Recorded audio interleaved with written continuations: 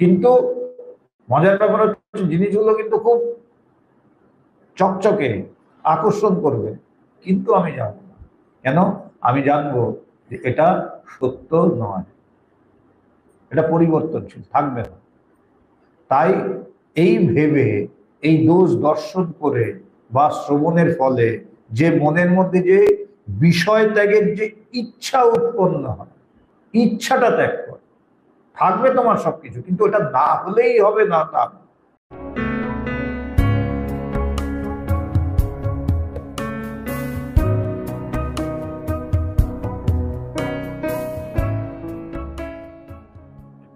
এবার দ্বিতীয়টা, ইহা অমূত্র ফলভোগ বিরাগ। বিরাগ মানে বৈরাগ্য। বলছে নিজের দেহ থেকে শুরু করে ব্রহ্মার দেহ পর্যন্ত, মানে চরমতম যেটা, সেই পর্যন্ত সমস্ত কিছুতে বৈরাগ্য, যে এটা আমার প্রয়োজন নেই, আসক্তি থাকবে না। সামনে আসছে ঠিক আছে, কিন্তু আসক্তি থাকবে না। আমাদের যেটা হয় না হলে একেবারে চলবে না, ওইটা হবে বৈরাগ্য। এটাকে বলা হচ্ছে ইহামূত্র ফলভোগ বিরাগ।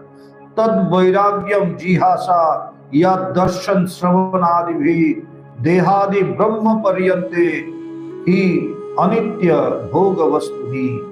বলছে দেহ আদি ব্রহ্ম পর্যন্তে, নিজের দেহ হইতে আরম্ভ করিয়া ব্রহ্মার দেহ পর্যন্ত, হি অনিত্য ভোগ বস্তুনি, অনিত্য ভোগ পদার্থ সমূহে দর্শন শ্রবণাদিভি, দোষ দর্শন এবং দোষ শ্রবণের দ্বারা উৎপন্ন, ইয়া মানে যে, জিহাসা মানে ত্যাগের ইচ্ছা, তৎ তাহা বৈরাগ্যম বৈরাগ্য বলিয়া কথিত হয়। অর্থাৎ নিজের দেহ হইতে ব্রহ্মার দেহ পর্যন্ত অনিত্য ভোগ্য বস্তু সমূহের দোষ দর্শন ও শ্রবণের ফলে মনে যে সকল বিষয় ত্যাগের যে ইচ্ছা উৎপন্ন হয়, সেই ইচ্ছাকে বৈরাগ্য বলা। এটাকেই বলা হচ্ছে ইহা মূত্র ফলভোগ বিরাগ। যে এই সব কিছুর মধ্যেই দোষ আছে। দোষ বলতে যে কোনোটাই চিরস্থায়ী না, এমনকি ব্রহ্মার শরীরও চিরস্থায়ী না। তাই এই সবগুলোর মধ্যে দোষ দর্শন, দোষ দর্শন বলতে এই যে নিত্য নয়, অনিত্য, ক্ষণস্থায়ী, চির পরিবর্তনশীল, নিত্য পরিবর্তন হচ্ছে, এই দোষ দেখে যখন এর প্রতি আমার বৈরাগ্য উৎপন্ন হবে বা ছেড়ে দেওয়ার ইচ্ছে হবে, সেটাকে বলা হচ্ছে ইহা মূত্র ফলভোগ বিরাগ। কিন্তু মজার ব্যাপার হচ্ছে জিনিসগুলো কিন্তু খুব চকচকে, আকর্ষণ করবে, কিন্তু আমি জানবো। কেন?